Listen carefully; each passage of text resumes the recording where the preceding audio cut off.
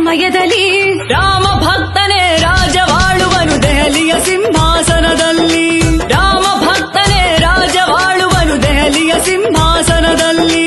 ರಾಮ ಭಕ್ತನೇ ರಾಜವಾಳುವನು ದೆಹಲಿಯ ಸಿಂಹಾಸನದಲ್ಲಿ.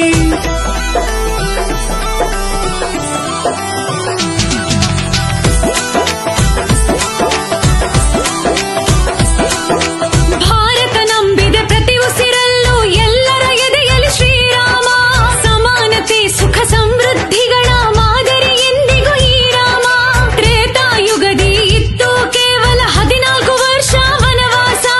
500 ವರ್ಷ ಕಲಿಯುಗದಲ್ಲಿ ವನವಾಸಿಯಾದ ಶ್ರೀರಾಮ.